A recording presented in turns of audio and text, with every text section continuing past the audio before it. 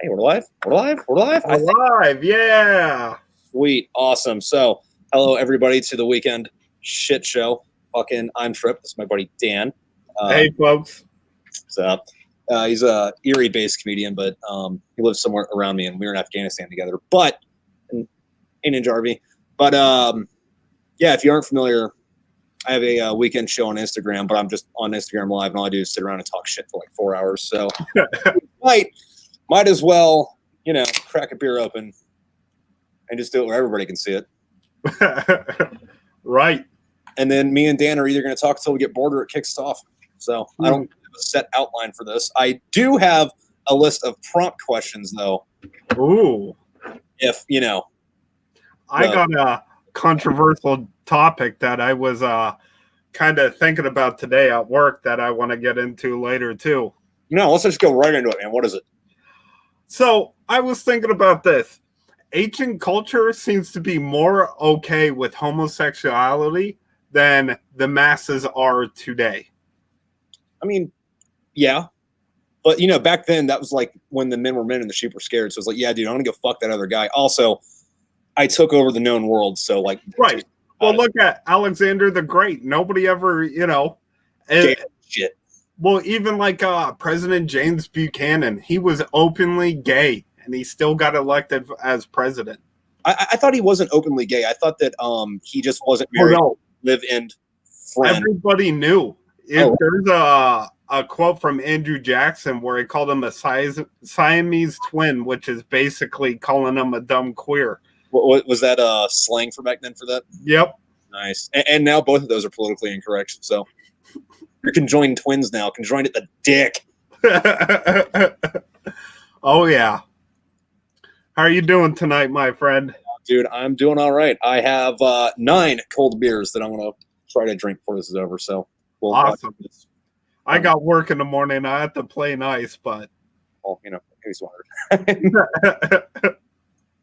Oh, but yeah, I mean, even back then, like, it's like, oh, I'm going to go to the bathhouse to get my dick sucked. And that was cool.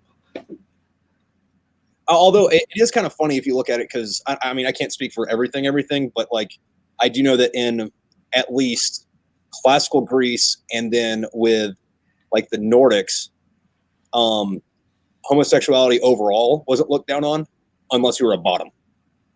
So it was okay to fuck dudes, just not get fucked by dudes, which is kind of like a weird conundrum because it's like, so, like, you're okay with half this? Like, what's up?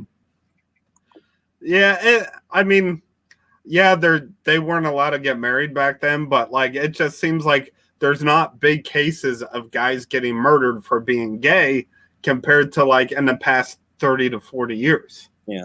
Well, like, one of the things that, though, is, like, what is it? Like pirates back in the day. A lot of sailors, like, where that comes from is in the 16th, 17th, 18th century.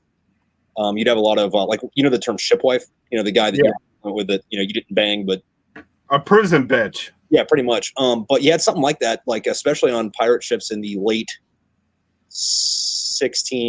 mid 1700s, the golden age of piracy, where you would have a shipwife and you'd be legally married. So, like, if, say you and me were shipwives, if you died, I got, like, all your stuff, and vice versa, and then we'd have say over our funeral rights and all that. And then the thing was, it was like on ship they'd bone each other, but then in port they'd go find some hooker and like gangbanger.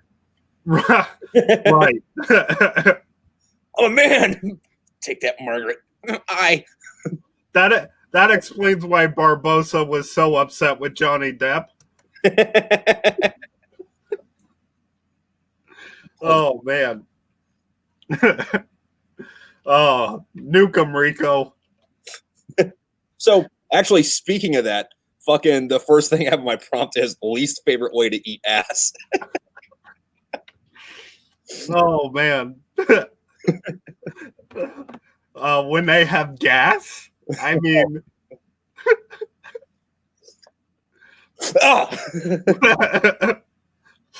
Is that wet garbage with the side of tuna? That's weird. Did you just like rub some Old Spice on this and think that would be okay? Hey man, now you're coming after me, and I feel attacked. I take offense to that, sir. I don't know how many drunken nights in the Marine Corps where they're like, "Hey, are you gonna go out?" Yep, we're good. And then depending on your socioeconomic status, that's either a whore's bath or a Mexican shower. So, oh, is that the new jean jacket? yeah. I have that black one, but that's a nice heavy biker jacket and not conducive for when it's not fucking snowing outside. Which another one that's great for that, but when it's 80 degrees out, it's like maybe not. I don't know. Hey, Blabby. So.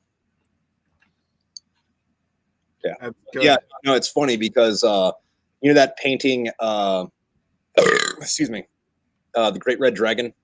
Yeah. So I have a big patch of that on the back of it, right? And I was talking to somebody today, and they're like, "Never trust anybody whose TV is bigger than their bookshelf." I'm like, "Well, what if I don't have a bookshelf? What if I have the wood to make a bookshelf, but I've been lazy and haven't? So I just have a room full of books." And I'm like, "Well, that makes you a dragon." I was like, "I am the Great Red Dragon." Come and get you understand nothing.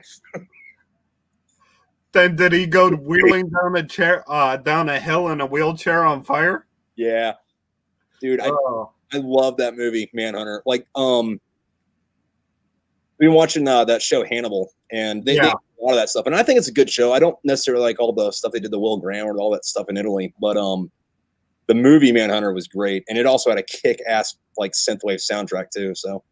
Oh, awesome. I started watching The Hunters on Prime. That show is legit. Like the way it's shot, it's not just all horrible. They have like little comedic parts to it and stuff. Plus, Dustin Hoffman Al Pacino. Sorry. He's perfect in that. Nice. You haven't seen Al Pacino in anything recently. Like I know he's been working, I just haven't seen any of it. He plays a Holocaust survivor that wants to kill Nazis. Oh, nice. So Christopher Lee. Right. Nice. We are the Nazis. Dustin Hoffman, though, you brought him up. That dude is an extremely underrated actor. Like, I didn't know that was him in Hook until like last year. And I was like, what? That's fucking Dustin Hoffman? Right. Oh, I agree. I get him and Al Pacino mixed up. I know they're not even, remotely the same, but hey. Yeah. No, I get the same thing with Al Pacino and Robert De Niro. Like, I don't know why, but I think they're the same dude in my head. Which if you ever seen that movie Heat, which is like 5 hours long, but it's a good movie. They're both in it. One's the good guy and one's the bad guy, and they're both doing left hand, right hand shit. You're like, why is he doing this? Wasn't he just doing that in the other scene? And it's like, no, that was the other guy. It's like, oh shit. Well, I mean, like Val Kilmer, right? What? Val Kilmer was in it. Yeah. No, but all I was gonna say was like, I don't know if like, since I'm white, if I'm allowed to or even capable of being racist towards Italians because they're also white. So like, I have to pull out the like old racism card and be like, yeah, Italians aren't white. It's okay to get them confused. They did you hate rally real quick, by the way? Did you work with the Italians in Afghanistan? Yeah, on Delaram. They went above and beyond just to be able to cook pizza. That was a freaking stereotype, and I was like, oh, okay. Well, it was funny because one of them, or a couple of them, they were watching Gladiator, and they were watching it in Italian. Like, hey, we're watching it in the original language. Like, the original language is Latin. It's like, Italian is Latin. I'm like, I don't think so, but I'm not from there, so y'all do you. Y'all do you. They had their Jurassic Park looking vehicles. Yeah. They did have a sweet like shoulder badge though, because like it wasn't like just their flag. It was like this like trident diamond thing. It says Italia on it, Right. So what's your favorite cuss word and why? Oh man, gonna have to go with cunt because a lot of people don't like that, and I know it's not one of the big ones, but and plus it hits. I mean, in other countries it's a common word, but like here it's like, yeah. I mean, that's not even a swear word in like say like Australia, because if we're Australians and I said you're my top cunt, that means you're my best friend. It's like, I have a story I have an idea for a like a Ghost Adventures type story I want to write at some point. Yeah. So, pretty much what it is there's this like little girl and she like moves into this house or whatever with her family, and she keeps waking up every night, and there's this like knight in armor there, and he's got this like mace, and he doesn't look at her. He stands at the edge of the bed and looks at the door. But girl keeps waking up. This thing just scares the fuck out of her, right? So she eventually works up the courage to be like, hey, just go away, go away, go away. The thing turns around, looks at her, backs out of the room, and then the knight's gone. She never sees the knight again. However, a couple days later, other shit starts showing up, right? And they start tormenting her, like worse, like big, scary, like robed demons with like horns and claws and teeth and shit. And one night, like I guess what would be the climax of the horror movie, like there's like this one demon holding her down, and then another demon like taking off her clothes, another demon laughs, saying, "Oh my God, help me, somebody, anybody help me, knight, come back!" And then like the door kicks open, right? And the knight's there like pointing his like mace. The demon's like, "Oh, cunt, you like fucking little girls, don't you?" And then, he kicks the shit out of all the demons. And then in the sequel, which would be much years later, the little girl grows up and she's like a ghost hunter, demon hunter, or whatever. But like her familiar spirit is the knight. But he would keep saying stuff like, they walk into a haunted house and he goes, "Well, I'm not a gynecologist, but I know a fucking cunt when I see one."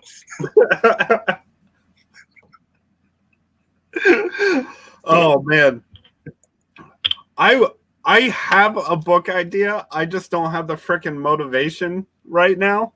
But I want to do a book about a stand-up comedian who's a serial killer. So you want to do the Joker again? Well, think about it. If a guy is touring clubs every week, he could probably get away with killing somebody every weekend in a different city unrelated to the other for a very long time. And like maybe he's just starting out, so he doesn't he lives out of his car or something. So like he doesn't track to. I can see that. I mean, I don't have the motivation right now, but Well, I would say just like get like a little notebook, and then like every time you have an idea, write it down in it until that book's full, and then when that book's full, like force yourself to sit down like on a Saturday or a day off and just like put that stuff into like a Word document so you don't lose it. And then eventually, if you don't want to sit down and do it. Eventually that'll kind of morph into this, that, or the other. But speaking of that, you're a comedian. I got 3 things for you. All right. What's your funniest bombing story? Oh my God. Probably this past December, I was at a place in Pittsburgh called Obey House, and like nobody knew comedy was happening there. It was a bar. It was like the weekend after Christmas, so everyone was there getting drunk with their family. There's 50 people there, and I was there with my boy, and this was kind of like a big opportunity because Tim, also, if you like stand-up comedy, Tim Ross, Swing for the Fences, Spotify, great album. I was there. You can hear my laugh. Anyway, so this was his album release show, and he's like, "Yeah, Dan's great, blah, blah, blah." So, like, this was an opportunity for me to prove myself. And I go up, or the first comic goes up, and literally the table directly in front of him starts singing happy birthday to somebody at the table. And they bring a cake on the table, and like they just start eating it. And the comic before me never mentioned it at all. Never, like, "Hey, what are you guys doing?" Or like, even like, "I'm dying up here. You at least owe me a piece of cake. Ha ha ha." Like no interaction, whatsoever. It didn't maintain control. The host did nothing to help. So I get up there and I go, Dan Brady from Erie, PA. And then all I hear is, "Hello? What? Yeah, I'm at a bar right now. It's really, really noisy." I was like, "Hey, ma'am, drove 2 hours. Do you mind?" Like, oh, my bad. I didn't know. Like, you didn't know you see me on stage right now. Like, So, like, it just keeps going on, and she keeps interacting with me, and it's, like, throwing off the rest of the crowd, and at that point, it's like you either got to say something or you just got to try and push past it. Yeah. And I was like, I'm going to say something. So I start my joke with who has terrible parents. Obviously, the drunk blonde has, because nobody taught her manners. So basically, she took that as I said, "Hey, fuck your parents. You're fucking dumb." So she started screaming, fuck you, bitch. And I was like, no, thank you. I don't like my dick soaked in alcohol. I appreciate it, though. And, I just kind of finish up real quick, hit the dead friend joke. I get off stage. Like, nobody's really reacting. And it was very lackluster. And as I get off the stage, my buddy Tim grabs me like I'm Reagan getting shot at and runs me outside because I didn't see it. But apparently the blonde lady ran at me and tried to swing. Like, he's like, no, you need to go. Like, now. Nice. Yep. Nice. Okay, so on that, you were saying with a dead friend joke, a lot of your humor is pretty dark. Mm-hmm. Have you ever written a joke that was so dark that you were like, nah, I'm not saying this? And if so, what was it? Man, I wrote a joke about how my dad was a pedophile. And basically, like, yeah, my dad's really, estranged from me. We didn't really have a good relationship. He left when I was 9. As the years went on, we just kind of drifted apart. But, recently he just died. Ooh, like, oh, don't feel bad. He died doing what he loved, heroin. And I was like, but somehow I became the executor of his estate, and just going through his stuff, I discovered dear old dad is a pedophile. I was like, yeah, I don't know what makes me upset more. The fact that he had a taste for family, or the fact that he didn't have a taste for me. And then I scream, I'm truly not enough for you, am I? Ouch. Okay, so speaking of that then, like, what do you got big coming up soon? Because, I mean, I know it's like rough with like COVID, and you had some plans, but COVID fucked. But yeah, well, actually, today I created an opportunity for myself. what's that? In Akron, there's a guy that books shows called Chris Kettler. And Yeah, he's kind of at that point, you still have to go to Akron. there's a very nice area of Akron. Okay, some of it got gentrified, like right around LeBron's school. Okay, but it's not really cracked in anymore. Oh well, I mean that's good. I had such a bad experience there that I was like, you know what, I'm never fucking coming back. And before anybody's like, oh, what happened? Did you get mugs? Like, no, I fucking lived there for like 4 years. Fuck that shit. And then I've worked with him in the past, but he's just become this kind of like boisterous bully. He talks down on everybody. He's tried to message venues and like, oh, you don't want this person to book for you. I could do better, blah, blah, blah. And then he made a post today, like, people are trying to discredit me, blah, blah, blah. People are trying to take over my venues. And I'm going to issue a challenge. If you want my room, I bet you can't book a better show in my room than I can. He's like, I'll even give you a date. So I put on his status, bet I'll take you up on that offer. Which, for those who don't know, I have horrible confidence. For me to even publicly be like, yeah, I got you, dude. Like, that was huge. And then for 8 hours, he ignored me. So I shared the status from his comedy page, and I tagged, hey, Chris Kettler, when's my date? And in 30 seconds, he's like, hey, bud, get in contact with me after Sunday. All right, man. All right, I'm setting a reminder on my phone. Right.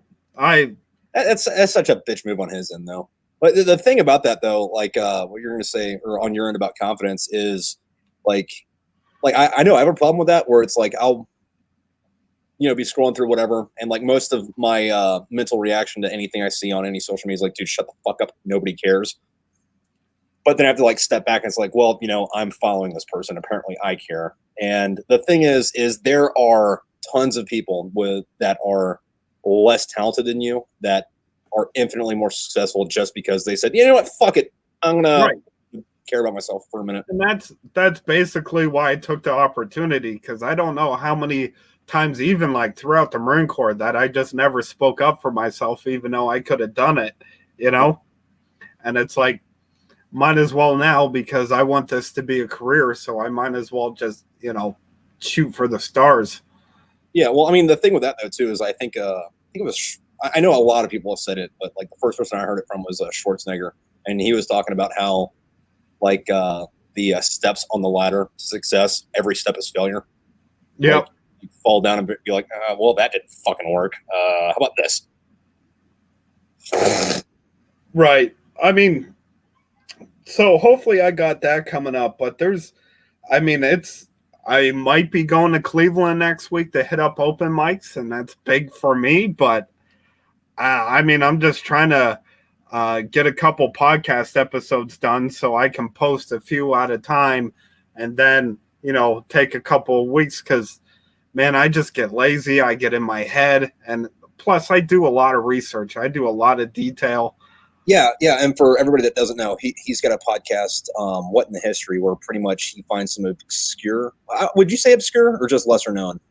Obscure, yeah. Like I'm working on the Whiskey Rebellion right now, which actually happened in Western PA. In 1791, Alexander Hamilton said, hey, as the United States, we should absorb every state's individual debt from the war. And that caused an excise tax on like alcohol and stuff like that. And the issue with that was farmers, they couldn't always get their grain to town before it rotted. So they would make grain alcohol, and then they would take that into town and use that as currency. And because of the excise tax, that became illegal. And there's basically a huge peaceful protest that George Washington responded to with 13,000 troops. So, and then from there, I'm going to take that into moonshine running in the beginning days of stock car racing. You're just, I was going to call it, you're just building up NASCAR, aren't you? Yep, I sure am. Dude, I fucking meme that was floating around on the NASCAR page a couple months back where it's like, I don't remember exactly what it was. I know it was like out of the, Black Lives Matter, protests, but it was like, hey, everybody's seeming to forget, where we started NASCAR. We started off NASCAR because we're running, moonshine from the cops. Why are we running moonshine away from the cops? Because fuck them, that's why. Like Junior Johnson, who's a NASCAR Hall of Famer and former champion, he was a moonshine runner, and he said when it became to being dead or arrested by the cops, I'd rather be dead and fast. So, it's just a bunch of guys who are like, oh, that's a sweet Chevy, but I'm faster than you. Why don't we put a place together where we can race? And boom, NASCAR. Yeah. Well, I thought it was kind of cool because, like, in the like, if you watch the old black and white shit from like the 1920s and 30s, it was all like a dirt track that didn't look like it was much bigger than like the track you'd have like around a football field. So like drifting the whole fucking time in this like Model A or like some old Buick, and it's like, dude, that is fun. Well, it's like there's 3 tracks still used from 1949. That's Daytona. Like, imagine there is never a track built like that. It's 2.5 miles. These cars were going like 200 miles plus an hour in 1949. Nobody ever saw that before. Like, and these guys were using their daily driver, And then Darlington, its first race was in 1949, and then Martinsville. Martinsville is a flat half mile. They call it a paperclip because it's very narrow and the turns are big. And that was made in 49 too, and they still race on those tracks. It was kind of funny though. That reminded me. What is his name? Is it Bubba Wallace? Yeah. So I remember when that controversy happened not too long ago. I was talking to one of my other buddies, and I was like, "Yeah, it's kind of a big thing, and it's kind of weird how big it is considering nobody fucking watches NASCAR." And he's like, "Actually, that's like the second most watched sport." I'm like, dumbass. Well, I mean, now that it's the only watchable sport back, the numbers since May have been incredible.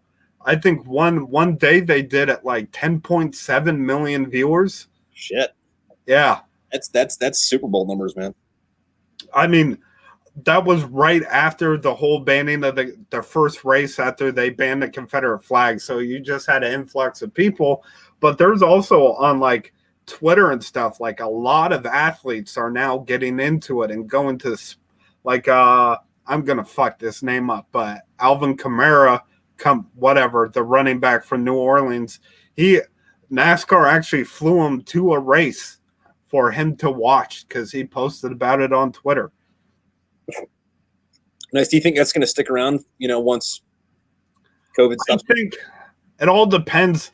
I think Bubba Wallace needs to start winning to get more attention because a lot of people are coming in to watch Bubba, but Bubba's with a shit team. He's not a shit driver. He's just with a team that on their best day, they can finish 6th, but that's very, very rare.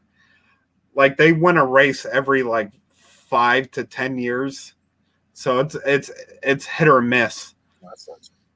But his contract's up at the end of the year, and there's a couple big rides that might be free next year. So I think Bubba has a shot.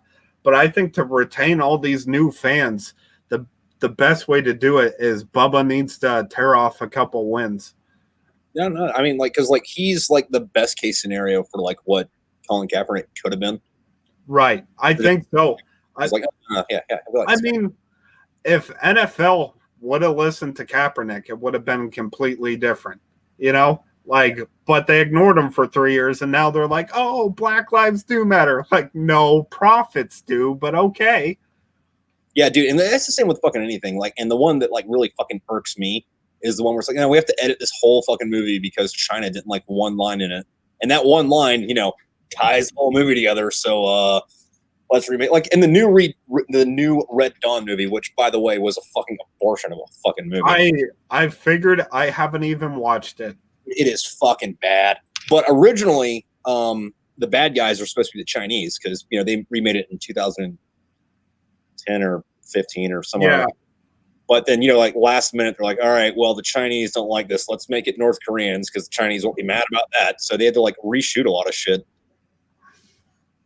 It's dude, China. It's dude, just fuck China, man. That in Saudi Arabia. Real quick, just so this doesn't get taken down. Fuck the Chinese government. Not China. Big difference. And myself and Tripp have no intentions of committing suicide tonight. Yes, and I've been to Hong Kong. Chinese women are great. I mean, Chinese culture is great. I actually. I can't remember what part of Hong Kong. It's where the Jade District's at. Mm-hmm. Me and my buddy were just walking down this road. And we see this fat Hong Kong come out of an alley, and then you see a woman lead the alley with him too, and she stops, kind of squats, and just pulls her panties out and just keeps walking. Oh, I know what just happened. I was on a train in Singapore, and there's a hooker talking to an old man, and she's holding his hand, and she's like, next time you need to brush your teeth. You need to. I won't do this again. I need the context for that. I know you don't have it, but it's dude, what the fuck happened right before that? Dude, no, that reminds me, we were in, I don't remember where we were at. It was either Singapore or Hong Kong, though, and I think it's forgivable to get those two mixed up. But, we were at this fucking whorehouse, and for those of you that don't know, bars in Asia suck. Whorehouses that also have bars in them were all fucking great because hey, you're gonna get drunk by a girl here. We're gonna sell you a beer for $0.25 a bottle. And it's you underestimate my fucking drinking ability. I'm gonna spend $40 fucking bucks here, and I'm gonna fucking leave. Have fun, kids. So, I'm getting shit house, right? And my buddies are all, flirting, dancing with the ladies. And there's this one dude, I don't remember what his name is, but he was on the mute with us, and he's like, hey man, let me borrow $20. I'm like, why? He's like, I want to get a hand job. I'm out of cash. Right. So, I'm drinking, he's out getting a hand job. This lady comes up to me and says, hey, you want to get time? I'm like, dude, I want to give you $5 to go. She's like, okay, bye. Just giving hookers $5, fuck off. Right. Anyway, fucking later we get back on the ship, and I'm like, hey, I don't know what his name is. I'm just gonna say Sanchez for the sake of conversation. I'm like, hey, Sanchez, you owe me $20. He's like, I'll get it to you later. A couple days later, hey, Sanchez, you owe me $20. I'll get it to you later. Hey, Sanchez, you owe me a hand job. What? Well, you don't want to give me my $20. You spent my $20 on a hand job, so you owe me either $20 or a hand job. So you don't want to give me $20. You owe me a hand job. I was like, I'll get you the $20. Eventually, you owe me a hand job turned into his nickname was Hand Job, and the whole fucking ship was just calling him Hand Job. Oh man, that's kind of worth losing $20 there. Yep. It's like one of my personal rules is when in doubt, do what makes for a better story, and yeah, that made for a better story. I had a boot who on a week and a half field op on the first day told us that his dad was so drunk when he was born that he misspelled his name on the birth certificate. His name was Bryant, so his dad called him Byrant.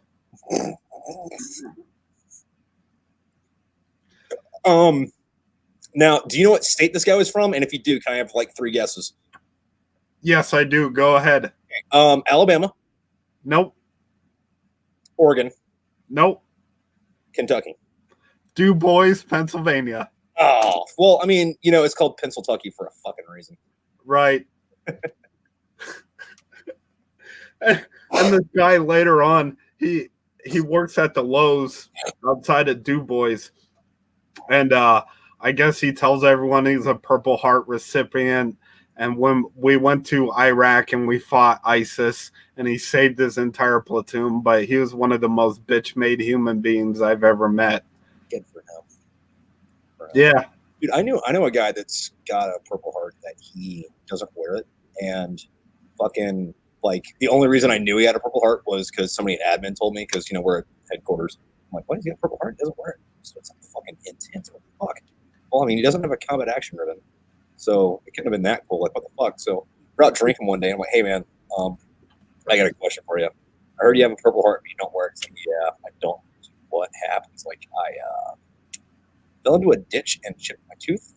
And they had to medevac me because it wouldn't stop bleeding. And I got a Purple Heart. I'm like, what? He's like, yeah, I don't wear it because I don't want people asking me. I'm like, I mean, I wouldn't either, but fuck, that sucks. That's like the worst story ever, Dude, what would the other colors be, though? Like, if you had like a red heart and a green heart and a blue heart. Huh.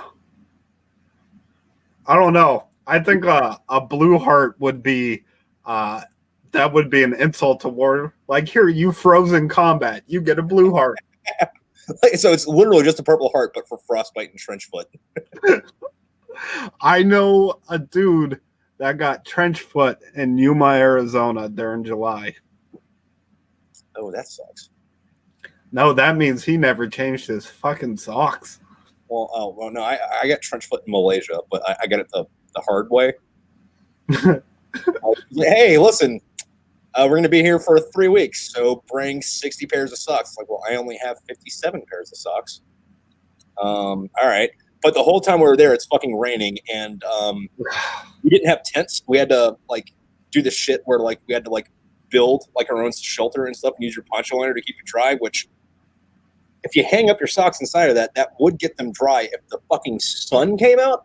But the whole fucking time, just, like, fucking monsoon season, like, we were doing that shit where you had to, like, build a bed out of fucking a tree you cut down a foot off the fucking ground, and then, like, when you lie down, like, your ass flesh would go into it, and that would be wet from the water underneath. It's like, no, there's nothing fucking. Dude, my fucking, I got medvaxed, not medvaxed, but like routine casualty, fucking get off. Yeah. For like, hey, listen, the bottom of your fucking feet split off, so the CO's coming to, or the MU commander's coming to say what's up. So you're gonna go back with them. I was like, all right, thanks. But it was like 2 days before everyone else left, so it's like nice. No, not really. I mean, I got bed rest, but it was like bed rest on the MU, like at sea. So like, that doesn't, like, I was gonna do that like every day. Like, what's the change in the routine? Yeah. Oh, the change is like my curtains are open. I'm not jerking off, and I'm actually watching a movie. Oh my god, ship life was so Dude, boring. Or fucking, like, you'd come in and there'd be like 6 dudes just like watching like the most egregious fucking porno, and they'd be like, see, they messed up that last shot. They should have had you can't see the light, but you can tell the lighting's off. They should have moved it over here just a little bit to really accentuate the shadows on this or that. I'm like, this is like a platonic fucking like Aristotle level discussion they're having right now about this chick pulling basketballs out of her ass. Right. Come on, Abby. Come on, Abby. Oh, how's Abby doing, by the way? Is she feeling better? Because I know last time she wasn't doing too good. She's doing good. Abby, come on. Camera time. Come on, Abby. No, apparently she hates me right now for some reason. That's terrible. I mean, at least she doesn't hate you as much as my dog hates you. Also, people at home, I have a chow, and she fucking hates Dan. Like, fucking hates him. Like we'll sit on the other side of the room, curl up in the corner, just like, Argh! Like pulled herself out of a leash when I said hi. Yeah. And she will stay on that for hours. Although, I think the first time she met you, you brought like a dead animal to the house, and maybe that might have something to do with it. So, actually, I have a funny part 2 to this, but tell them your story about the deer. Oh yeah, that was this past, what was that, November 29th? Just this, huh? Nothing going. It was one of the easiest, quickest hunts I've ever had in my entire life. It was like rifle season started at 7:01, 7:06. I looked up and there was a buck staring directly at me. Turned to its side. I dropped it. Well, I fired. And again, this is how little self-confidence I have. It was a good shot. I know it was a good shot, but I was like, oh, I missed. And then the deer flipped and rolled down the hill. And I was like, nope, that's good. So anyway, this deer was so big. It was old. And I couldn't fit it on the roof of my car because all I had to help me was my grandfather. So I threw it through my car. So the ass was at the door and the head's in my passenger seat. And like I drove through a McDonald's drive-through like that. Like, yo, what's up? So. Also, real quick, Matt said the trick is to jerking off on ship is to do it with the curtains open. It's a power move. Anyway, no, so you bring it over to my house and you dress it in the garage, which, fun. But after you get everything you want off of it, we just throw it into my trash can and leave it out front, like legs sticking up, and one of the legs had like an infection in it, so we're not cutting that off. So it's like a rib cage, like a leg and some bones, like sticking out of it, like almost cartoon-like. And that week, I intentionally left the trash right in front of the door because I have one of those ring systems, so anybody comes up sees it. So the garbage bin come up, and they are sitting there talking about it for a good 3 minutes before they decide to put it in the fucking trash can and walk away. Fucking, I need to find that video again. And it's like you live in a hick town. What do they expect? See, that's a little bit unfair. I think there's a certain amount of people that have to be here to consider it a town. I think technically it's a village. Hick village. Yeah. Hick borough. It's more than likely a borough. Yeah, I mean, I think it is a borough, but I mean, if nobody knows what the fuck a borough is. Borough is a Pennsylvania thing. Maybe Ohio and some parts of New York. The Northeast that's not New England has boroughs. Everyone else just has fucking. I don't know if there's a town wizard or if I'm him and I don't know it. But yeah, I don't know. You got that siren right at your front door. Yeah, fucking fire department. Actually, speaking of that, because my answer has something to do with this. What would you do if you won the Powerball, all the fucking after taxes, you have $1 trillion, and ethics are not an issue. Oh man. Whew.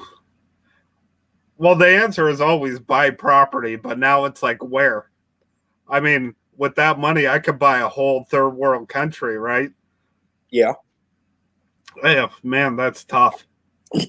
With $1 trillion, I don't. Normally, it's if I somehow luck into 500,000, I'm gonna take care of myself, get a house, be sensible. But no, I'm buying an entire fleet of cruise ships. Every friend gets one. We'll just do world cruise. Hell, I mean, George Soros me. Now, see, I'm kind of disappointed. I thought there would be a better answer for that. B, what I would do is I would buy all the property on a mountain in an underdeveloped part of East Europe, right? And I'd build a fucking castle up top. And then every full moon, I would go out to the top of the castle in a fucking wizard outfit, right? And I would have this thing that Elon Musk would make me that made it look like I would shoot lightning out of my hands. I would just shoot lightning out of my hands for hours on end, right? And then what I would do is I would hire people, not hire people. I would the hire people later. What I would do is I would find like underprivileged kids or in that village, in the village around it, in the villages around it, and I would pay for their education, provided that their parents had to lie and say that their kid just fucking disappeared. And then I would hire other people to spread rumors that I'm kidnapping children and torturing them in my wizard castle. That's what I would do if I won the fucking. You've had fucking time to think about this. But your idea kind of gave me an idea. I'd make a community for Vietnam vets who still can't get over the war, which I understandable. I'm not talking shit on that. But make the entire mountain into like a tunnel rat paradise and just let them go to town. Would this also be in Cambodia? Yes, why not? Sure. For $1 trillion, I'll bring Cambodia here.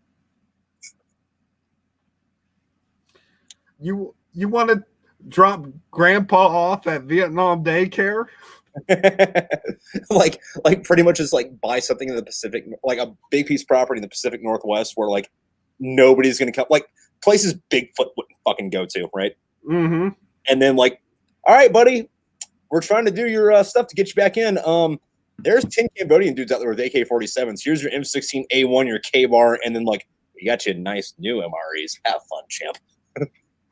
Yeah, there's buff check on those. It's like the most dangerous game, but live.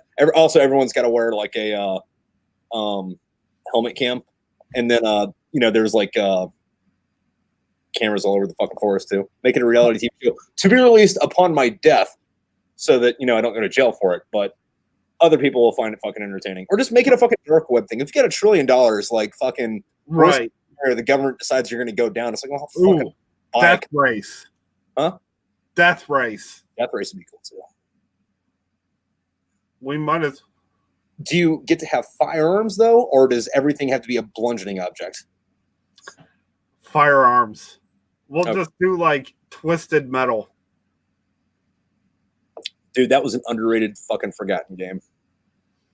But what you were saying reminded me. Have you watched Guns Akimbo? It's that movie with Daniel Radcliffe. You've seen the videos where he has the guns and he's like, yeah, like out in the street and it's like fucking like footy pajamas, and then I want to watch that movie just because of that meme. And dude, I wouldn't say it's the best put together. Like some of the special effects kind of threw me off. Like any movie that uses CGI blood over fake blood, I mean that's cheaper. Why not use it? But I mean it's kind of like basically there's this worldwide organization where you bet on two people whether or not they're going to kill each other. They force him to play the game. And then it's basically Harry Potter just going through life with these guns drilled to his hand. And it's good. I mean, it's fun. It's kind of like Mandy. Okay. Like, in terms of, like, it's weird, but it's a fun ride. Okay, all right. So, real quick, two people commented something, and it gave me a better idea to build on this, right? So, Matt commented, just buy Cuba or somewhere down there. So, step one, Cuba. Step two was Jason said, old school robot war rules for your death race. How about this? We buy Cuba, right? But we don't tell anybody we bought Cuba. And then we build the robots from Robot Wars, and then we have a robot fucking like Cyberdyne Terminator level fucking genocide down there. And it's like, hey, dude, we'll just see whoever comes out first. Like, make a bunch of killer robots, let them off on the island, and like, hey, listen, if you make it to Florida, they'll give you immunity. But I don't have oil, so the United States is not going to invade me and stop this shit. Oh man, that would be great. Yeah. Okay. All right. So fucking next thing. If you had to be famous for how bad you were at something, what would it be? Oh man, working on cars. I am terrible. Not like, like like how OJ Simpson is famous for being bad at being married. Well, like dude, I would go back to like probably for how terrible I am believing in myself. Oh, that's self-depreciating as fuck. Hey, that's the best humor though. I have written written jokes and they don't work, but if I'm like, yeah, I'm fat with man titties, people just die.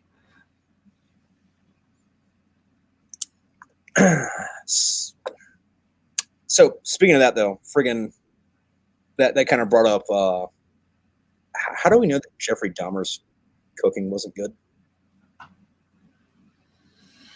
I mean, there's this killer, his name's I'm gonna Joachim Kroll in Germany, I believe it was, and he would cook, and like when he was arrested, he had like hands boiling in the pot on the stove, and then he had stuff like marinating. Like he probably cooked something good. Like he did it for a very long time. I'm sure he got good at what he liked.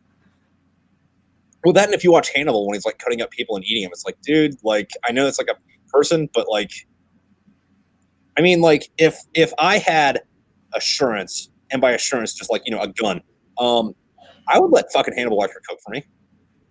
Like that shit looks fucking delicious. Just make sure somebody like. Make sure somebody is in the room that isn't eating the food, so he can't like poison you. Yeah. But I mean, like Ed Gein took steaks from one of the few women he killed. He took them over to a neighbor's house and said, "Hey, it's venison," and they were like, "Yeah, this tastes like venison." So maybe human tastes like deer. I don't know. It could be. Like I haven't heard anything about people talking about like what human actually tastes like, because like most other meats, like if you don't season it, just give me a bite of it, I could with reasonable assurance be like, that's a pig, that's a cow, that's a chicken. I think it would also depend on what a human eats. Like if they have a pretty fatty, diet, it'd be like, eh.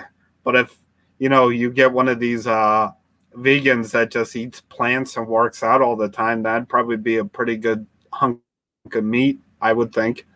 I think the best people would probably be the power lifters that don't give a fuck how lean they are. It's like, I'm just gonna eat whatever the fuck I want just to get huge. So they're like kind of like fat jacked people, like, yeah, I'm kind of tubby, but like I'm gonna go pick up a Ford F-1 fucking 50. Like I think to be marbled like a good steak would be. Yeah, I would think so. All I would know is kids would be tender as hell. Which it is kind of fucked up what you do to fucking feel. Like, I mean, here's my thing on that though. Is like everybody's like, well, you don't need to eat meat because animal cruelty and all that, and or like you don't eat meat because it's bad for your body, or like any reason that there is to be a vegetarian or a vegan. And I have two answers to why that's wrong. And for like big existential questions, I like to have two answers, and one of them is there is a God and this is why, or there's not a God and this is why. So with eating meat, or animals or whatever it is that we're doing, let's assume there is a God. Well, God put us in charge, gave us dominion over the fucking animals. Like, I'm not gonna go live off of a fucking kale to appease myself because the creator of the fucking universe said, "Hey, eat this shit." Part two, there isn't a God. My ancestors, going back to fucking like little marsupial fucking animals during the fucking dinosaur ages, did not hook and claw their way to the top of the fucking food chain for my dinner to be fucking broccoli. Right. And then there's also this. You know me, I'm rather respectful of what I, kill and stuff like that. But there is studies out there that state like if an animal dies in fear, that'll be the best food you've ever had. Because of the endorphins that get released due to fear, apparently tenderizes the meat. Well, that goes into that conspiracy theory about how like all these like, the global elites, like how the reason they only eat children is because, they can scare the shit out of a kid before they, fucking eat them, and that makes it taste better. Right. Which, I mean, like, when I first started hearing that shit, I'm like, dude, like, okay, yeah, sure. Okay, buddy. Yeah, that Hillary Clinton is actually, like, I don't like her, but yeah, sure. She's a lizard person. Sure. But with all this fucking Epstein shit, it's like, dude, I am one pizza place away from legitimately believing that these people are fucking reptiles in human skin. It's like, I mean, everything else they said was right. Right.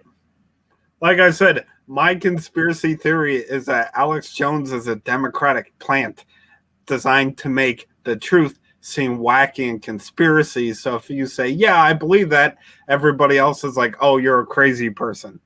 Well, dude, I used to think the same thing about Donald Trump because, like, him and the Clintons were fucking best friends up until, like, I don't know, January of 2016. Mm-hmm. And then Hillary Clinton purposely tried to lift up Trump's campaign so that he would beat out the other Republicans so that, he get the nomination because obviously he's asking like a whack job. But, like, my thing is I'm not sold this isn't the case yet. Maybe it's just like a fucking plan that went horribly fucking wrong. But like I would believe or be open to believing that at the very beginning the whole thing was like, hey, Donald, I need you to run for president so that you can lose, so that I can win. Jurassic Park looking vehicles. Yeah, they did have. What was that? Or was that me? Oh, that was my fault. Sorry. Okay, all right. Yeah, but anyway, fucking fucking Hillary Clinton plant that just like went terribly wrong, and then he wins. It's like, fuck. What do I do now, guys? So show me that ass tat. Oh, can you see the comments on this, or are you looking up stuff? No, I can see the comments. Okay, yeah. Well, somebody sent me a fucking DM. It was Matt. He was like, ask Daniel about how he reloaded in the movie in Guns Akimbo. I haven't seen it. So apparently, I guess that's funny. I really don't remember, but it's like basically, oh wow, we got a caption here. That's amazing. Huh? On the Facebook Live video, or at least the one I'm looking at, it captions it. But basically, I don't remember the loading process, but because they were bolted to his hands, but each gun had like 50 rounds apiece, and every time it shot, like he'd scream in pain and stuff. Or, I mean, I had to go to the bathroom for a part of that movie, so I probably missed that. So that brings up another thought. Would you rather have a gun that you could put a pack of magazine or a pack of cigarettes into the magazine well and shoot cigarettes, or a magazine you could shove up your ass and shoot bullets out of your dick? I have to go with the bullets out of the dick. Just go to the range. Damn millennials and their newfangled technology. Back in my day, we didn't have dick guns. We had to shoot bullets out of real guns. And then like some other older guys like, back in my day, we had to reload each round individually. He's like, okay, cool. Thanks, granddad. Got it. You were in World War I. Right. Oh, speaking of that, fucking, did you see They Shall Not Grow Old? No, I haven't. I got it on DVD because it was in the $5 bin at Walmart. I was like, okay, all right, sure. Dude, that's like Peter Jackson one, right? Yeah. I will say about it, like, it was good. I will say though that it didn't meet the hype. Yeah. I think it would have been a lot better if I went into it not expecting something more out of it than it was. It was still really good and totally worth the fucking watch.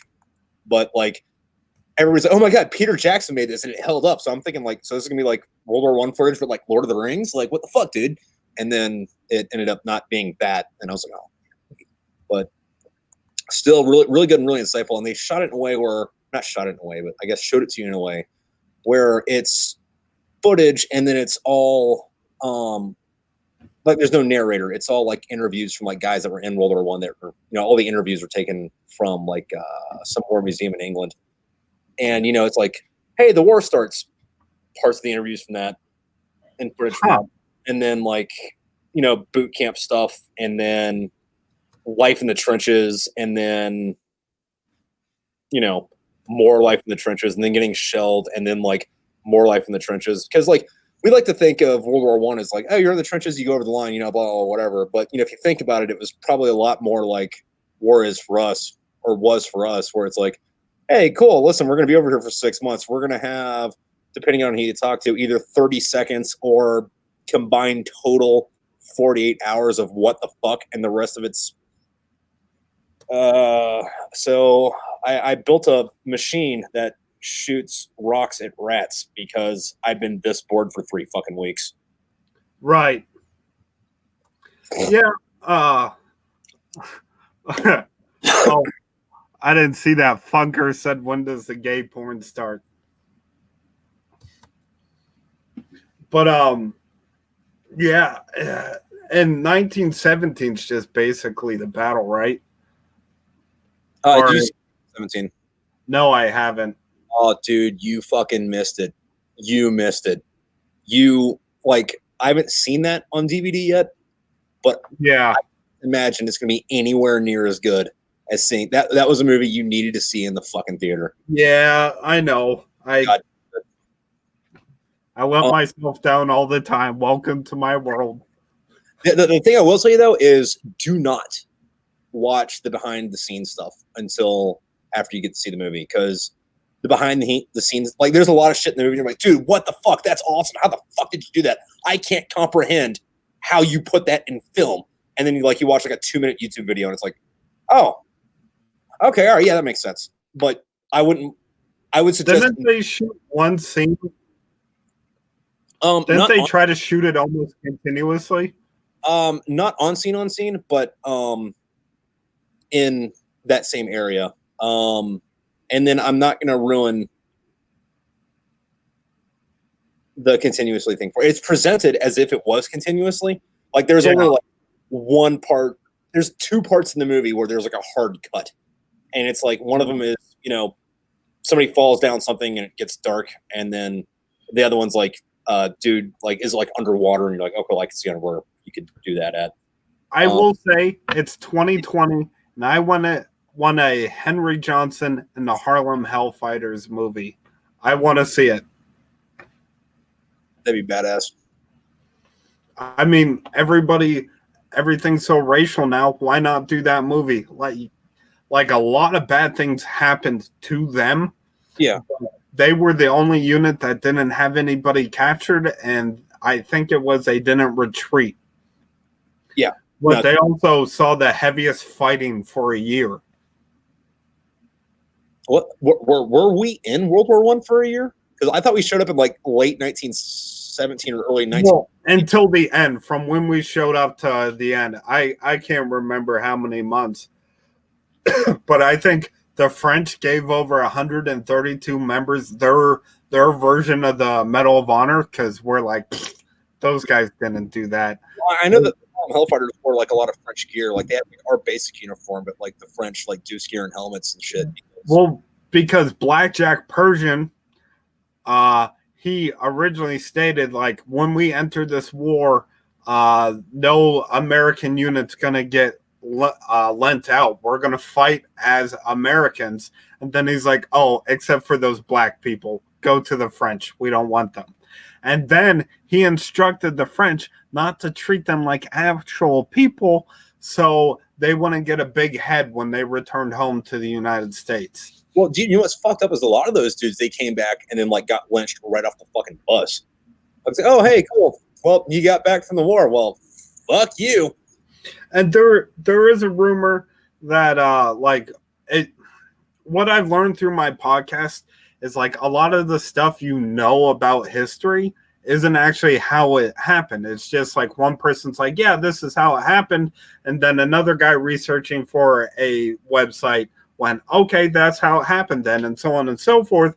But for a long time, it was believed that Henry Johnson never received any compensation from the VA, died homeless, died of alcoholism. That is not the case. The VA took care of him. Probably not as well if he was white, but he was taken care of. Well, I mean, at least they took care of somebody. I mean, if it's bad now, I can't imagine what it was like in 1920. Dude, I didn't know they had a VA back then, to be honest. Like, I know like the VFW set up originally after the Spanish-American War because there wasn't anything like the VA. They're like, we need to do something.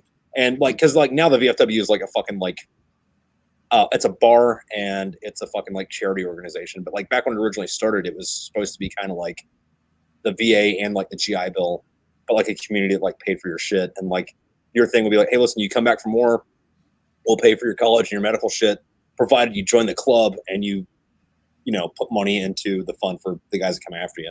Abby, come here. Come on. Oh, she's coming. Come on. Come on.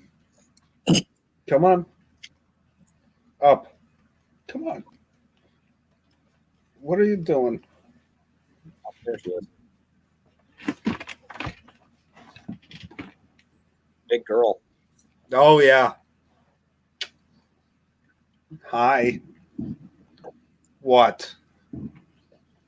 Oh, thank you. Okay. There you go. Yeah, but no, like most history is like written.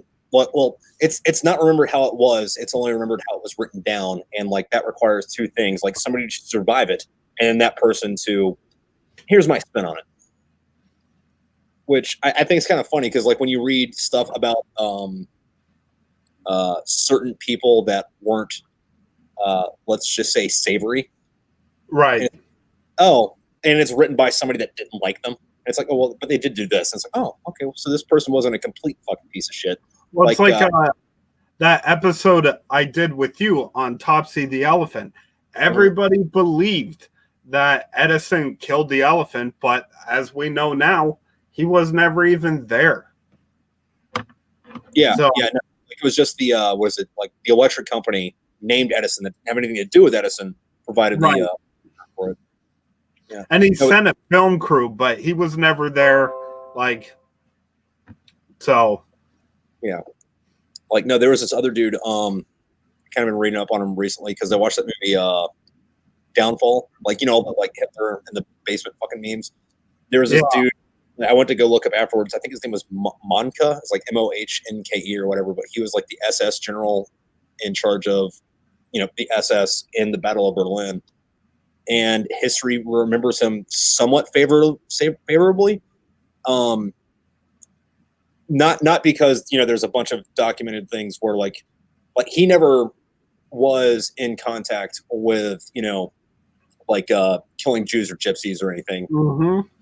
The dude is documented personally issuing orders to execute POWs, like a fucking lot of them. But like that was like his big thing. But like that's kind of like the dude was known for. But he was also really known for like at the end of the war when Berlin was like crumbling. He's like, listen, if they're not in the military or the SS, like we should just be giving civilians guns and telling them to go run at the Russians. Like we're gonna lose. Like fucking, you don't need to kill everybody in fucking Germany just so you're gonna fucking lose. Or just like losing, you know, fucking take another fucking week. And then like Russia with Russian tactics. I like it. Yeah. He was like, yeah, dude, that's not cool. But he told that directly to Hitler. So everybody's like, oh, so he wasn't too bad of a guy because he told Hitler not to let all the fucking population, not all the civilians die, just let the army die. And it's like, yeah, cool. He did like one good thing before he fucking got waxed, even though like he'd been in the SS for 20 fucking years. It's like the guy who caters the KKK cookouts. He's still a bad person because he brings barbecue for the KKK. Yeah. Yeah, he doesn't wash his hands on purpose, but Well, have you heard of that one dude? He's been on a lot of fucking like podcasts and TV shows. He's wrote a couple books. He's a jazz pianist. Old guy now. I think he's fucking probably pushing 70 or 80. Black dude. But his thing is like, he plays at fucking, jazz clubs or whatever. Excuse me. And he makes friends with dudes in the fucking KKK. And then and then after a while, it's like, hey, dude, if you don't mind me asking, why are you in the Klan? And they're like, well, black people suck. It's like, well, I'm black. And they're like, holy fuck, I have a black friend.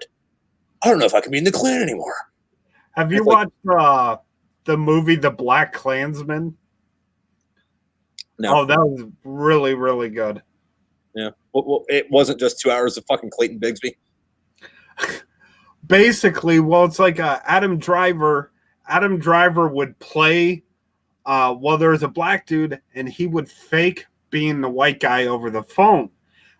And then Adam Driver would play that guy at the meetings. So it's like both cops were working together and stuff. Right. Fucking dude, I'm really happy for Adam Driver though. Like fucking one of us. One of us. Plus, he also got a pretty bad deal. He never deployed because he got injured right before his deployment. And they're like, yeah, you can't go. Yeah. Dude, I have a buddy like that. You know who Matthew Callahan is? He's the guy that Galactic Warfighters and Warfighter frames. Like he's the guy that like takes all the pictures of like, World War II Vietnam ship and does it with like Star Wars stuff. Fucking the schoolhouse with him, and he was originally fucking. He was a 0352, 51. He was an assaultman. Anyway, fucking he got to Afghanistan, was there for like a week, and then broke his leg and left. But it's like, dude, that sucks. Damn. It's like what's worse, breaking your leg before you go and not going, or getting there, breaking your leg and like, oh god damn it. I think the getting there, because then you realize that, oh, this is real, and I'm not going to be there with my guys.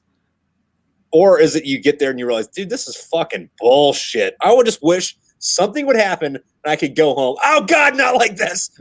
A couple years ago, I harvested a doe on the last day of rifle season, and it had basically snowed 2 feet over the entirety of the last Saturday, and this deer was running across the field, and it like you could tell it was visibly starting to get tired, and then it stopped, and it's like, man, just fucking kill me. I can't do this anymore. Bang! Shit. Fucking animals are fucking resilient, man. Fucking same thing with us. Like fucking there's granted I can't tell you an example of this in the animal world because most of what happens in the animal world we're not witness to. But I'm sure something similar has happened. But there was a dude in World War II. He was a fucking Gurkha, right, up in India fighting the Japanese.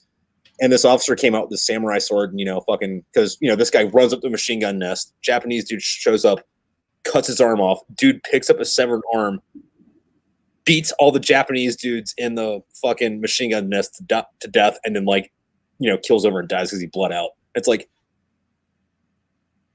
what? I read that in an article that was called it was something along the lines of things that are bullshit or sound like bullshit but aren't. And then I was like, that's bullshit. Went and looked up, oh fuck, that happened. What about all this other shit? There was I think it was the Battle of Gettysburg, and this guy got shot in the arm, and he was left for dead. So he amputated his arm with a pocket knife, and then got out of there. Ouch. Well, I mean, that's like that guy that they made that James Franco movie up. 127 hours. Yeah, I got stuck in a rock and coyoted that shit to get it off. Yeah, fucking that shit. It's easy to make fun of, but at the same time, I was like, you know what? If that happened to me, there'd be a skeleton out there right now.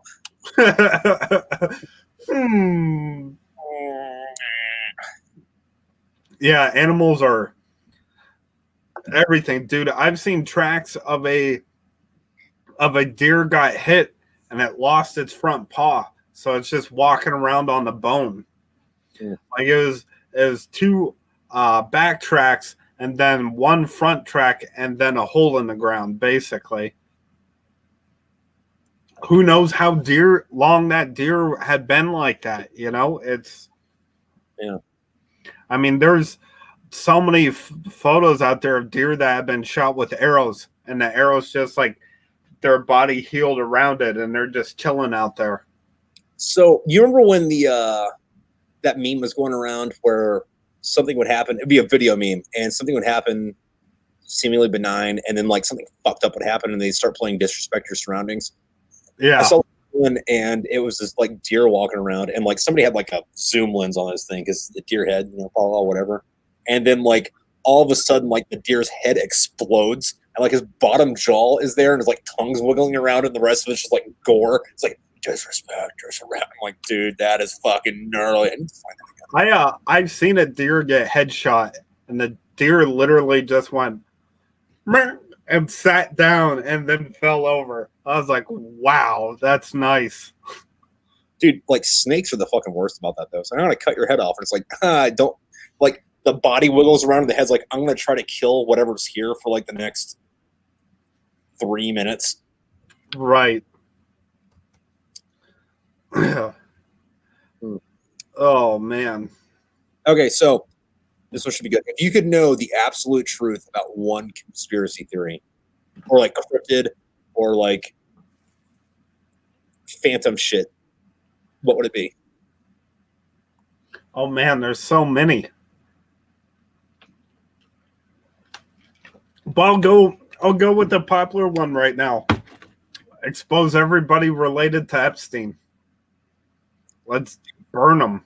So there's two things with that, because like, what is it, like a couple weeks ago, like the Navy was like, yeah, aliens exist, and then everyone's like, yeah, dude, no, we're paying attention to the Epstein thing right now. It's like, no, seriously, aliens. So it's like we got these two conspiracy theories that you wouldn't think that would come together, like the government's reptile people fucking pedophile ring, but to make people stop paying attention to that, dude, there's aliens. Like anybody that can hire a hitman as a FedEx driver and then pay off the media to not pay attention to it, I want to know what's going on. Yeah, but that's three different conspiracy theories though. Like, oh, I know. Do I want to know the truth about aliens? Do I want to know the truth about fucking all the Epstein shit? Do I want to know the truth about, say, George Soros? Which would be fucking hilarious if like nothing, if like it turns out all the George Soros shit was actually just like negative fucking press and lies. And it's like, oh, well, the truth is actually everything you actually already know. And it's like, oh, God damn it. I learned nothing with this wish. Yeah, that's tough. Because then it's also like, maybe, and then there's the one we kind of know the answer to, but even like the Kennedy, like everything involved behind that. So there's a book, right? And oh, hold on real quick. Give me 1 second. My buddy Bud just showed up, and I have to show him my feet. It's a thing. Sorry. Anyway, fucking there's this guy it was the 80s. And this guy was in the KGB, and he was, imagine KGB Edward Snowden, but in the 80s, right? Yeah. And next to fucking England, and he writes this book just like shitting all over the fucking KGB. And from what he says, what happened with Kennedy was Lee Harvey Oswald fucking killed Kennedy, right? But the KGB was like, this is the fucking prime moment to undermine the American government. Let's spread all these fucking conspiracy theories, because that, while it happened, sounds like bullshit, but that's not going to stop us. So the thing with the JFK assassination is there is a conspiracy there, but the conspiracy is the conspiracy. Yeah. It's all like the KGB didn't kill JFK, but they took advantage of the situation to make you think someone else so that you don't trust the government. Which, on that, whether or not that happened or not, it's kind of hard to think that's not possible given what's going on nowadays. But a lot of the evidence points towards the CIA doing it. Like that, and like the bullet they pulled out of him is looks like somebody just pulled the bullet out of the fucking shell. Like when a bullet hits something, it fucking morphs, right? And it's like, right. This is pristine, and it hit him it hit his rib, and they pulled this out of his lung. There would be at least some sort of damage to it. Yeah, I agree. Well, the other thing though is that like that bullet doesn't have groove marks in it. And then the other thing about that is JFK wasn't supposed to leave Dallas until the day after that, right? George Bush Sr., who at the time was the director of the CIA, Yeah. flew a couple hours before that and flew out on a scheduled flight an hour after that. And it's like, why would the director of the CIA fly in while the president's on parade and leave scheduled while he's There's are you familiar with any Bill Hicks stuff? You mean Alex Jones? So, I'm not convinced that Bill Hicks didn't fucking fake his death and then say, "Do you want fucking? I'm coming back." But so there's I can't remember what special it is, but he starts talking about Desert Storm, and he's like, "Man," he's like, "Bush definitely turned into a demon, right?" He's like, when his presidency first started, Newsweek shared a headline that said "Wimp President." And now he's like, "We surrender, Mr. President." Not gonna happen. He did it better. I know. My favorite thing with Bill Hicks when he was talking about Hitler is like, dude, Hitler was right. He was just an underachiever. It's like, don't just kill the Jews and the gypsies and the retards. Kill fucking everybody. Start again.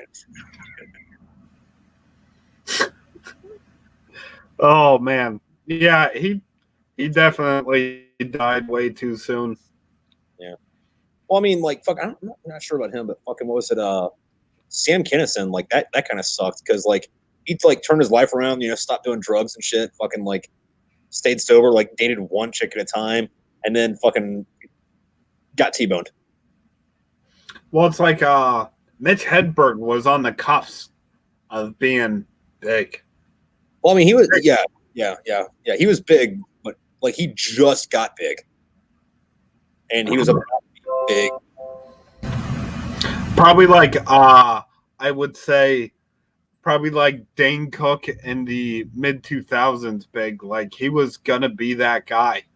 Yeah. What happened to Dane Cook anyway? Like, I know that he like got unfamous because like he got caught stealing a bunch of other people's jokes. From Like, Louis C.K., but now we just, for some reason, it just kind of like the fame wore off. But he's still like touring comedy clubs and stuff like that. He's just doing clubs, not arenas. all right. Well, oh, actually, speaking of going from like arenas to clubs, like, you ever see these fucking posters? It's like, oh yeah, Poison on tour at this bar, and it's like, dude, just stop. Like, you have like $30 million. Just go home, dude. Well, it's like, I mean, now a band, you know, a big one-hit wonder from the 80s is on a commercial, you know? Like, is this really how... Which, by the way, a lot of people hate that commercial. I love it, though. So we don't have that problem. I will challenge you on the one-hit wonder thing. Like, I mean, like, yeah, they were a one-hit wonder, but they didn't deserve to be. Like, listen to their albums. They rocked. Like, they should have been a lot. They fucking were. They were one of the pillars of the hair metals of the 80s. Like, but I love that commercial. Like, oh yeah, new house, blah blah blah. That's for we have a rat problem. Round and round. Yeah, and like everybody knows that song, but there's another one called "Lay It Down," which I don't know that one, but that one's like, it's not White Snake level of fucking like, okay, this is just like a hot steamy fucking sex with a fucking like neon fucking like light and fucking, you know, synthwave playing in the background, but like it's fucking up there, like, goddamn. Also, speaking of that, since we're on that, fucking was it like I got an album collection, right? I try to buy a couple albums a month, or you know, at least one, because they're cheap now. Where do you find them at, by the way? So there's two places with this, and remind me to come back to Whitesnake after this. Either Amazon to buy them new, or there's this place called Snow Records. And it's based out of Japan, and it's kind of like, you know, record pawn shop and shit. And the records you're getting are old, and they take forever to get here because they have to. It's like $20 for shipping, no matter what you buy. but you spend $3 or $50, $20 for shipping. But they have a lot of fucking old fucking albums there, and most of them are fucking cheap because it's kind of like just buying it from a fucking pawn shop, because that's pretty much what the fucking place is. And like they have a huge fucking selection of shit too. Like I got, what is it, like some old Scorpion shit, like original fucking pressing shit for like $2 fucking bucks. I got a Rainbow album from there for fucking cheap. I've got several anime soundtracks for just like shit that like if you wanted to buy it new now, it'd be fucking $60, but you're buying the old one where it's like you might have to deal with some pops and scratches, but it's $3. It's like, because an old version of Cowboys from Hell on vinyl sounds really attractive to me. Yeah. Also, speaking on that, fucking one of my buddies, he got an original pressing of Appetite for Destruction, right? Oh, wow. He got it while he was in France. And if you don't know, they had their album out, and I don't remember when it came out, but they didn't get famous for like 8 or 9 months after that album came out. Like they were about to call it quits, and then they finally played, a video of Welcome to the Jungle on MTV at like 2:00 in the morning, where nobody's watching, because they figured like, fine, all right, sure, we'll finally fucking play this, because we're getting pressure from the record companies, and we're only gonna play it one time as a favor because this band sucks. And then so many people called in to be like, who was that band? Their switchboard caught on fire, and then they after that. But when they did that, they also remixed the fucking album. And when you listen to the original fucking pressing of it, there's a lot of riffs that are fucking different. Like those songs sound different than they do if you try to get it now. Yeah. Which I think's neat, because we'd be at his house fucking listening to it, drinking, like, dude, that's not how that song goes. Well, it does on this. Huh. Yeah. Neat shit. But anyway, what I was going to bring it back to was I would feel confident, maybe not the best album ever made, but definitely top 5 would be like White Snake's 1987, because I got that on vinyl recently because it had it had In the Still of the Night on it. I was like, dude, fucking yeah, give me that. Anyway, I was listening to it, and it turns out like every White Snake song that unless you're like an actual fucking like hardcore listener, all those songs are on that album. Huh. Still of the Night, Here I Go Again, Is This Love, Rockin' with the Blues, like all that shit. It also didn't help though that when I was listening to it, I was already 3 sheets to the fucking wind, playing cards. It's like, oh, this is fucking great.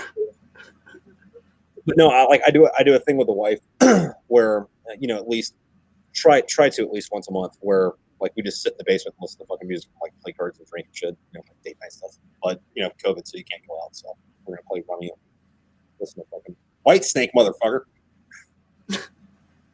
Yeah, White Snake. No, but speaking of that though, fucking today I got in the mail Judas Priest, Screaming for Vengeance, which also fucking amazing album. Right.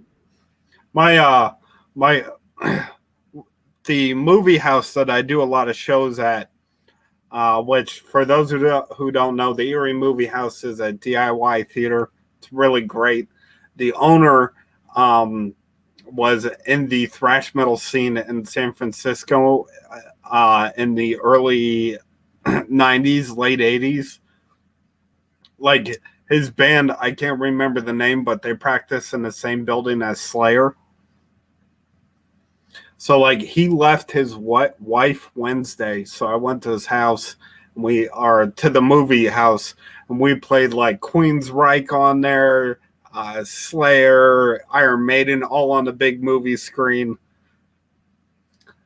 Nice. Yeah, dude, fucking. So my thing was Slayer, right? First off, I love Slayer, but like their big thing is like what is it? Tom Araya, he's Catholic, right? Like their whole, like this might go against my religious values, but it's gonna piss some people off, so let's fucking do it, right? So they have an album called God Hates Us All, right? right. There was a song that they used, and I think Dracula 2000, but that came out back when you had to buy the CD, right? Buy the Right. book. And record stores usually open at about 9 o'clock in the morning. God Hates Us All came out on September 11th. Yes, so, I remember that. One fucking person that was like waiting in line bought that fucking album. Was like, God Hates Us All. I wonder what this is about. Oh, fuck. This is my fault for buying this. Oh, man. Yeah. You assign yourself a lot more self-worth than, is warranted. Like just like you let your ego get into it. It's like, 9/11 happened because I didn't ask God for forgiveness after I jerked off last night. This is my fault. When obviously it's not, but people are bought Slayer, and this is what happens. Yeah. I bought this Slayer album, and that's why Al Qaeda exists. Mom was right.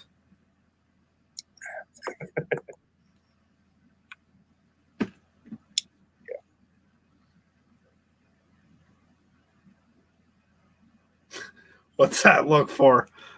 Where's the funniest place you took shit? Oh man, Smokepit. What? Back in my heavy drinking days on Las Pulgas, they had this big Smokepit in between McDonald's and my barracks. One day I had a shit really bad. All right. Or one of those big plastic jersey barriers wandering around drunk on one of the upper parking lots on Pulgas. They had them out there. I'm like, man, I got a shit. So just the hole in the center of them, just right in there. All right. Fucking, I was at a party one time, and this dude's dad, because this was in high school, right? This dude's dad had a boat in the backyard. And somebody was in the bathroom and was like, you know what? Fuck it. I'm just going to go shit on this fucking boat. And I went out of my way to climb under the tarp and get into the fucking boat and drop my shit. Oh, man. That's bad, too. Oh, I used to love... My thing was, pissing everywhere for some reason. I don't know why. Yeah, but that one's a little bit less, invasive because, it's pretty much just like water and it goes away. I can do it while walking too. Dude, I remember fucking one time I went to a party. This was in 29 Palms. I went up to the artillery barracks because I had a buddy up there. It was, having his barracks party up there. And, it's like a quarter mile away, not that long of a walk. But if you've ever been on 29 Palms on Main Side at night, there aren't fucking streetlights. It's just fucking dark. So it's 4 o'clock in the fucking morning, Sunday morning or Saturday morning. And halfway back, I'm like, dude, I gotta piss. So in the middle of the street, I just turn around and start walking backwards while I'm pissing, walking back to the fucking barracks. And I'm just thinking, just my luck, an MP is gonna fucking find me. I'll piss on them, bring it over. I'll pinch that shit off. And it didn't get caught. I was like, oh. Oh man. All right, dude. Well, fucking, is it about your bedtime? Yeah, it is. All right, man. Well, fucking, we've been going for about an hour and a half, so. Oh, yeah, that's good. Yeah. All right, well, dude, hey, look, real good fucking talking to you. Thank you for being on, fucking making man. Sort of fucking good time. And if anybody wants to follow me, I added it right there on Instagram and Facebook. Or if you want to check out my podcast, it's on Spotify, Anchor, and Google Cast. What in the History. As always, man, it's a pleasure talking to you. And a little tidbit for everybody who's like, wow, these two are fucked up. We met at Bible study in Afghanistan. No lies, fucking detective. Dude, so, yeah, no, fucking remind me to come back and, pitch your podcast here in a minute. But, fucking you remember the guy that ran that First Sergeant fucking Wells? Yeah. So his nickname, if you didn't know this, was Good Time Charlie. And it was called Good Time Charlie because every time alcohol would get sent in, he'd confiscate it and just get drunk in the fucking COC by himself. It's like, hey, Good Time Charlie, what's up? Yeah. So anyway, yeah, fucking what in the podcast? podcast of what in the history. If you're interested in seeing some or listening to some like, I don't know if quirky's a good word, maybe obscure shit you probably fucking didn't know. Well, like Nelly Bly, Boer Wars, Tunguska events. Like I'm trying to stay away from events that people already know because there's so much out there on it. Like the Whiskey Rebellion, there's maybe 4 or 5 books, and I can be like, oh well, the reviews are the better on this one. Here we go. Yeah, no, like just like weird shit that you wouldn't either know about or like there wouldn't be a lot of shit about anyway. His thing rocks it. Which by the way, I'm not suggesting anything, but just like kind of a thought that came up. Like, what happened the day after D-Day until like December of 1944? Nobody fucking talks about that. No one gives a shit what the fuck we did in France. It's like, oh yeah, cool, we got on D-Day, and then fuck it until the Battle of the Bulge. Basically, I mean, after D-Day was Operation Market Garden in Holland, which that was a big failure. And then after that is the Battle of Bastogne, and then the Battle of the Bulge. Yeah. But, nobody ever fucking covers that shit, so. Well, I will get cracking. All right. Well, anyway, Dan, good fucking having you on. I'll fucking talk to you later, dude. Man. Yep. Right. Dude. Later.